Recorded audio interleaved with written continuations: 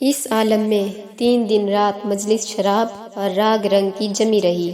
چوتھی شب کو غلبہ نشے اور نیند کا ہوا۔ میں خواب غفلت میں بے اختیار سو گیا۔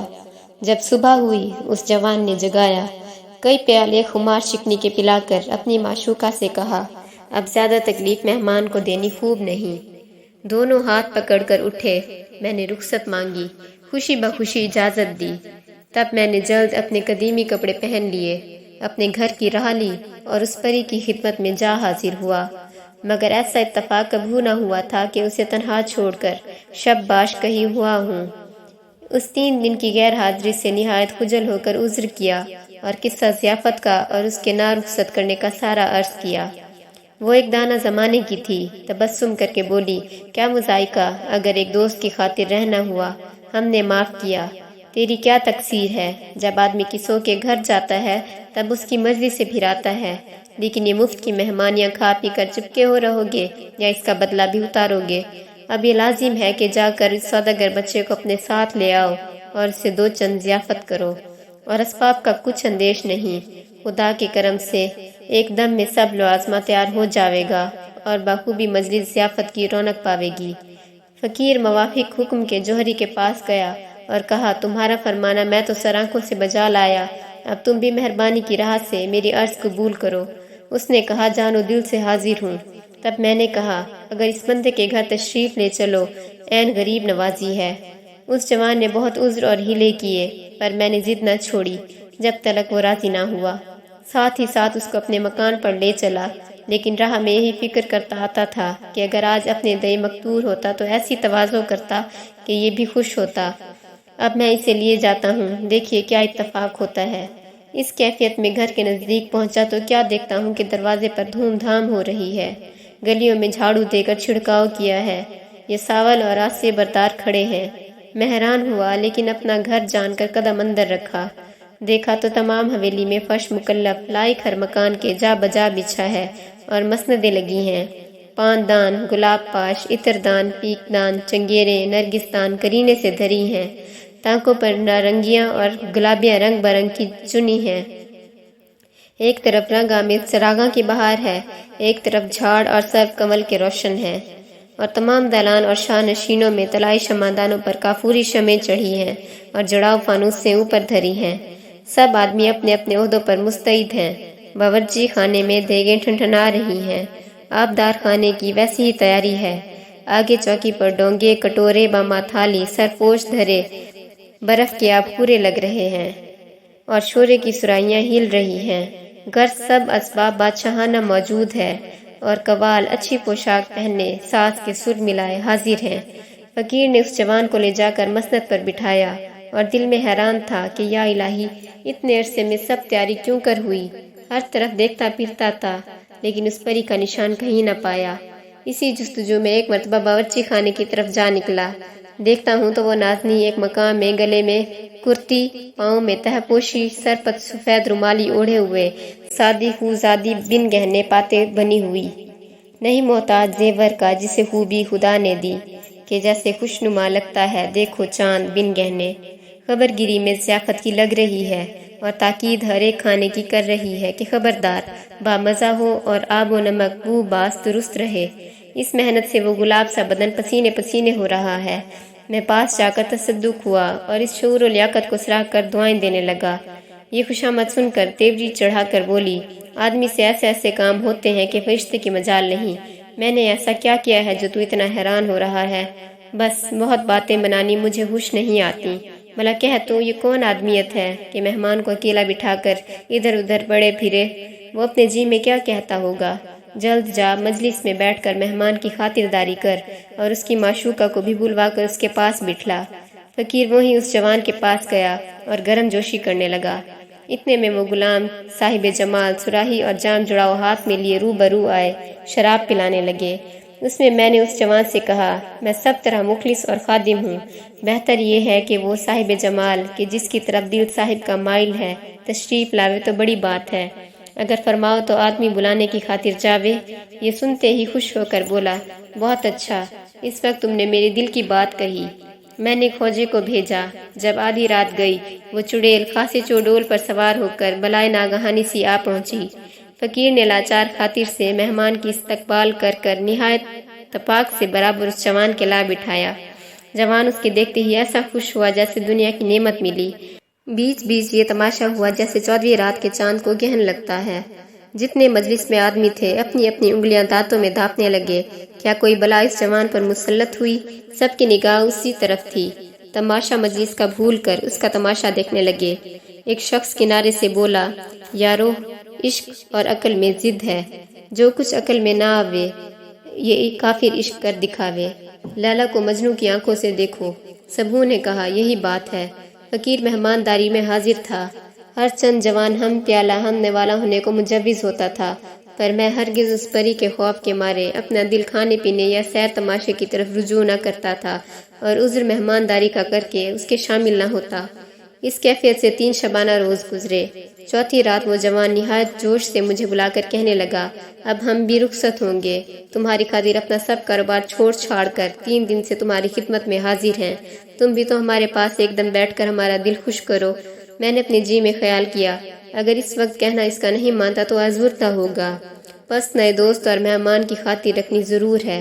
تب یہ کہا، صاحب کا حکم بجا لانا منظور، کہ الا مرفوق الادب سنتے ہی اس کو جوان نے پیالہ تواضع کیا اور میں نے پی لیا۔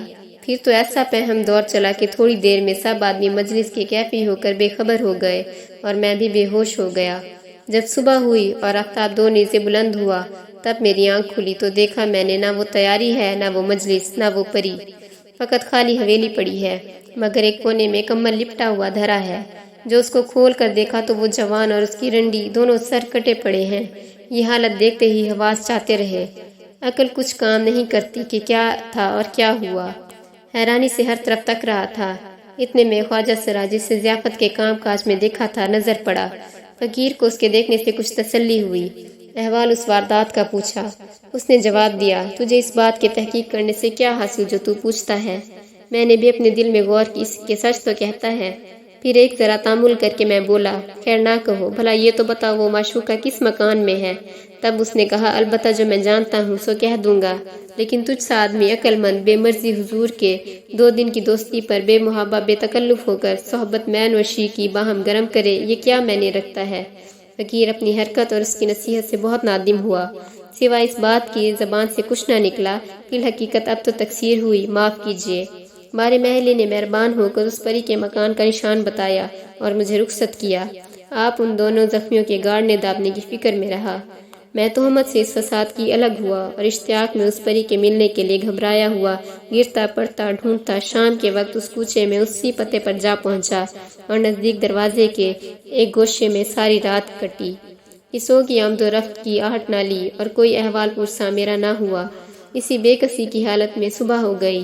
جب سورج نکلا اس مکان کے بالا خانے کی ایک کھڑکی سے وہ ماہرو میری طرف دیکھنے لگی۔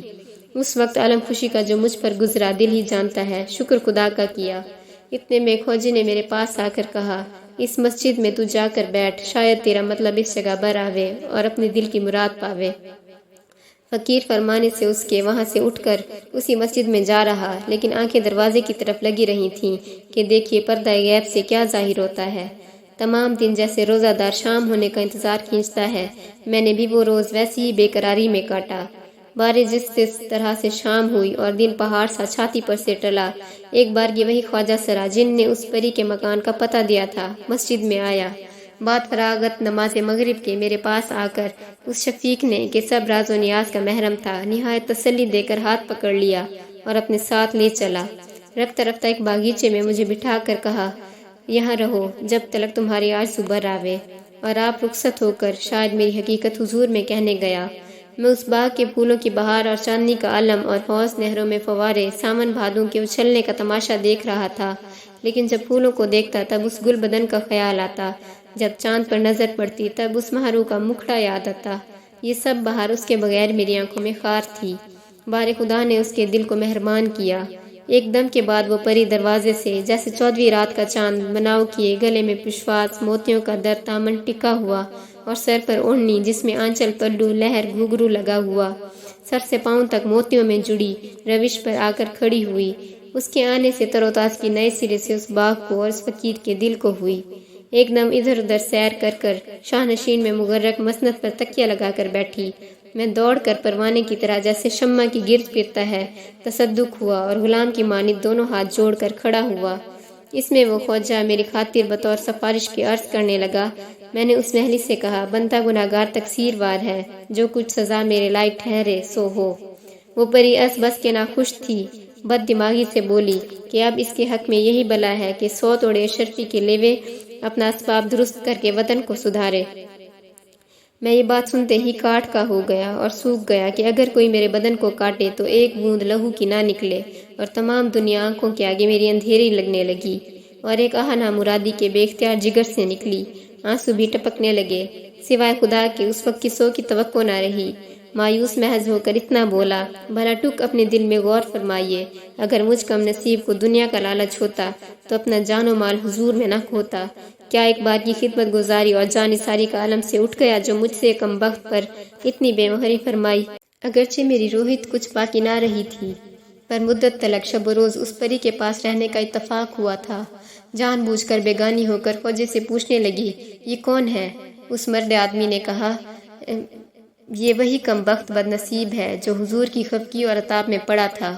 اسی سبب سے اس کی یہ صورت بھی ہے کہ عشق کی آگ سے جلا جاتا ہے، ہر چند آنسوؤں کے پانی سے بجھاتا ہے، پر وہ بھڑکتی ہے، کچھ فائدہ نہیں ہوتا، علاوہ اپنی تقصیر کی خجالت سے موا جاتا ہے۔ پری نے ٹھٹھولی سے فرمایا، کیوں جھوٹ پکتا ہے؟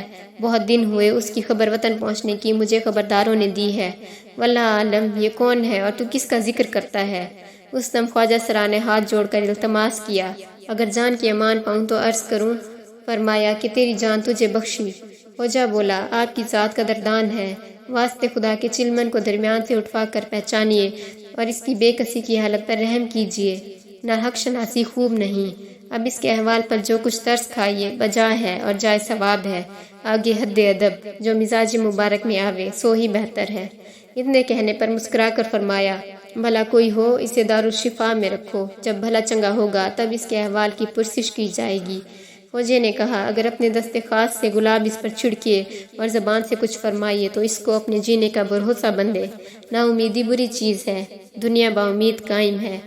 اس پر بھی اس پری نے کچھ نہ کہا۔ یہ سوال جواب سن کر میں بھی اپنے جی سے اکتا رہا تھا، نہ دھڑک بول اٹھا کہ اب اس طور کی زندگی کو دل نہیں چاہتا، پاؤں تو گور میں لٹکا چکا ہوں، ایک روز مرنا ہے اور علاج میرا بادشاہ زادی کے ہاتھ میں ہے، کریں یا نہ کریں وہ جانے۔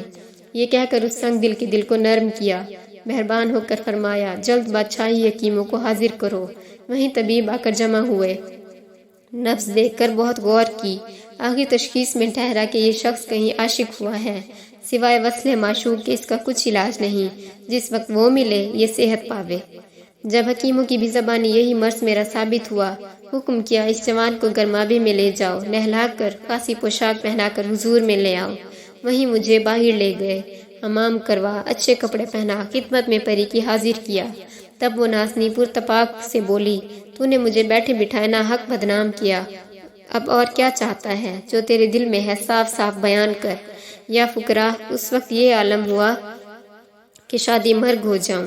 خوشی کے مارے ایسا بھولا کہ جامے میں نہ آتا تھا اور صورت شکل بدل گئی۔ شکر خدا کا کیا اور اس سے کہا، اس دم ساری حکیمی آپ پر ختم ہوئی، مجھ سے مردے کو ایک بات میں زندہ کیا، دیکھو تو اس وقت سے اس وقت تک میرے احوال میں کیا فرق ہو گیا۔ یہ کہہ کر 3 بار گرد پھرا اور سامنے آ کر کھڑا ہوا اور کہا، حضور سے یوں علم ہوتا ہے کہ جو تیرے جی میں ہو سو کہہ، بندے کو ہفتے اقلیم کی سلطنت سے زیادہ یہ ہے کہ قریب نوازی کر کر اس عاجز کو قبول کیجیے اور اپنی قدم بوسی سے سرفرازی دیجیے۔ ایک لمحہ تو سن کر غوطے میں گئی، پھر کن اکھیوں سے دیکھ کر کہا، بیٹھو، تم نے خدمت اور وفاداری ایسی ہی کی ہے، جو کچھ کہو اور اپنے دل پر بھی نقش ہے۔ خیر، ہم نے قبول کیا۔ اسی دن اچھی ساتھ میں چپکے قاضی نے نکاح پڑھ دیا۔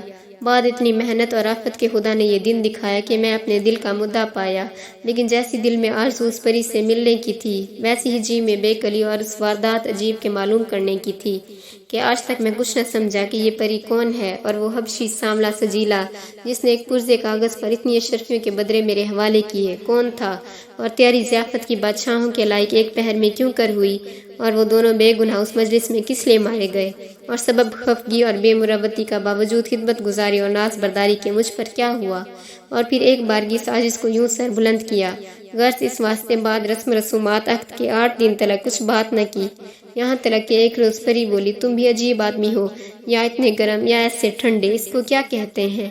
اس وقت میں نے بے دھڑک ہو کر کہا منصفی شرط ہے، آدمی کو چاہیے کہ انصاف سے نہ چوکے۔ بولی اب کیا انصاف رہ گیا ہے، جو کچھ ہونا تھا سو ہو چکا۔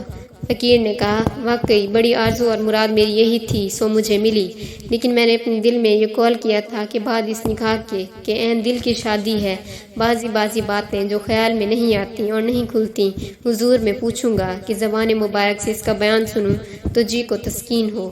اس پری نے کہا کیا خوب، ابھی سے بھول گئے؟ یاد کرو بارہا ہم نے کہا ہے کہ ہمارے کام میں ہرگز نہ دخل کیجو، اور کسی بات کے محترز نہ ہو جو خلاف معمول یہ ہے بے ادبی کرنی کیا لازم ہے؟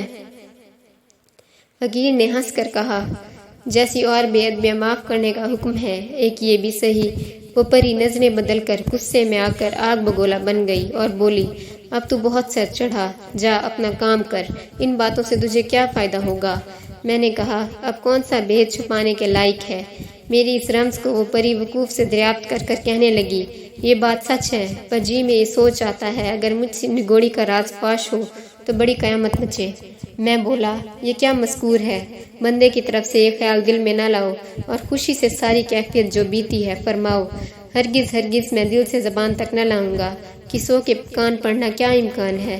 جب اس نے دیکھا کہ اب سوائے کہنے کے اس عزیز سے چھٹکارا نہیں، لاچار ہو کر بولی ان باتوں کے کہنے میں بہت سی خرابیاں ہیں، تو خام خواہ در پہ ہوا، خیر تیری خاطر عزیز ہے اس لیے اپنی سرگزشت بیان کرتی ہوں، مجھے بھی اس کا پوشیدہ رکھنا ضرور ہے خبر شرط۔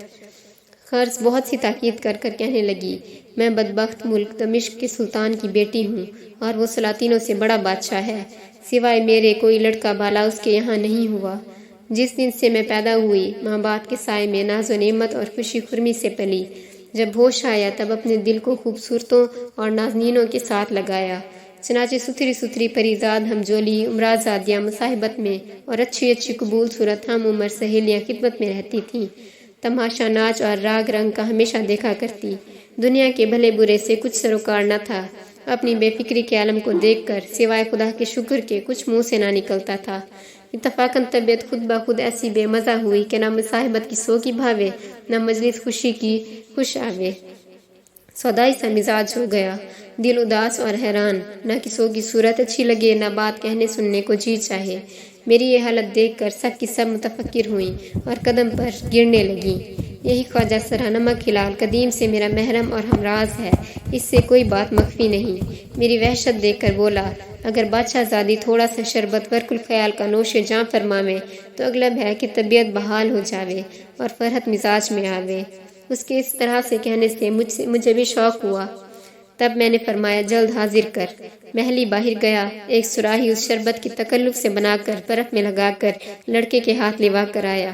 میں نے پیا، جو کچھ اس کا فائدہ بیان کیا تھا ویسا ہی دیکھا۔ اس وقت اس خدمت کے نام ایک بھاری خلت خوجے کو عنایت کی اور حکم کیا کہ ایک سراہی ہمیشہ بلا ناغہ اسی وقت حاضر کیا کر۔ اس دن سے یہی مقرر ہوا کہ اس خواجہ سرا سراہی اسی چھوکرے کے ہاتھ لوا لاوے اور بندی پی جاوے۔ جب اس کا نشہ طلوع ہوتا تو اس کی لہر میں اس لڑکے سے ٹھٹا مذاق کر کر دل بہلاتی تھی، جب ڈھیٹ ہوا تب اچھی میٹھی باتیں کرنے لگا اور اچھمبے کی نقلیں لانے بلکہ وہی بھی بڑھنے اور سسکیاں لینے لگا۔ صورت تو اس کی طرح دار لائق دیکھنے کی تھی، بے اختیاری جی چاہنے لگا۔ میں دل کے شوق سے اور اٹکیلیوں کے ذوق سے ہر روز انعام بخشش دینے لگی، پر وہ کم وقت ایسے کپڑوں سے جیسے ہمیشہ پہنے رہتا تھا حضور میں آتا، بلکہ وہ لباس بھی میلا کچیلا ہو جاتا۔ ایک دن پوچھا تجھے سرکار سے اتنا کچھ ملا پر تو نے اپنی صورت ویسی کی ویسی پریشان بنا رکھی، کیا سبب ہے؟ وہ روپے کہاں خرچ کیے یا جمع کر رکھے؟ لڑکے نے یہ خاطرداری کی باتیں جو سنی اور مجھے اپنا احوال پرساں پایا، آنسو ڈبا کر کہنے لگا جو کچھ آپ نے اس غلام کو عنایت کیا سب استاد نے لے لیا، مجھے ایک پیسہ نہیں دیا، کہاں سے دوسرے کپڑے بناؤں جو پہن کر حضور میں آؤں؟ اس میں میری تقصیر نہیں، میں لاچار ہوں۔ इस करीबी के कहने पर उसके तरस आया। वहीं ख्वाजा सरा को फरमाया, आज से इस लड़के को अपनी सोहबत में तरबियत कर और लिबास अच्छा तैयार करवा कर पहना और लौंडों में बेफायदा खेलने कूदने ना दे, बल्कि अपनी खुशी ये है कि आदाब लाइक हुजूर की खिदमत के सीखे और हाजिर रहे। ख्वाजा सरा मुवाफिक फरमाने के बजाय आया और मेरी मर्जी जो इधर देखी निहायत उसकी खबरगिरी करने लगा।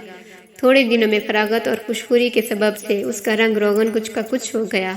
मैं अपने दिल को हर चंद संभालती, पर उस काफिर की सूरत जी में ऐसी खूब गई थी, यही जी चाहता था कि मारे प्यार के उसके कलेजे में डाल रखूं और अपनी आंखों से एक पल जुदा न करूं। आखिर उसको मसाहिबत में दाखिल किया और खिलतें तरह बतरह की और जवाहिर रंग बरंग के पहना कर देखा करती। बारे उसके नज़दीक रहने से आंखों को सुख, कलेजे को ठंडक हुई। हर दम उसकी खातिरदारी करती। आखिर को मेरी ये हालत पहुंची कि अगर एकदम कुछ ज़रूरी काम को मेरे सामने से जाता तो चैन ना आता। बात कई बरस के वो बालिग हुआ, शब तख्ती दुरुस्त हुई, तब उसका चर्चा बाहर दरबारियों में होने लगा। दरबान उसको महल के अंदर आने जाने से मना करने लगे। आखिर उसका आना मौकूफ हुआ। मुझे तो उसके बगैर कल न पड़ती थी, एकदम पहाड़ था। जब ये अहवाल नाउमीदी का सुना, ऐसी बदहवास हो गई गोया मुझ पर क़यामत टूटी और ये हालत हुई कि ना कुछ कह सकती हूँ ना उसमें रह सकती हूँ। कुछ बस नहीं चल सकता, अभी क्या करूँ। अजब तरह का कल्क हुआ। पहले दरवेश का बाकी हिस्सा अगली वीडियो में बयान किया जाएगा।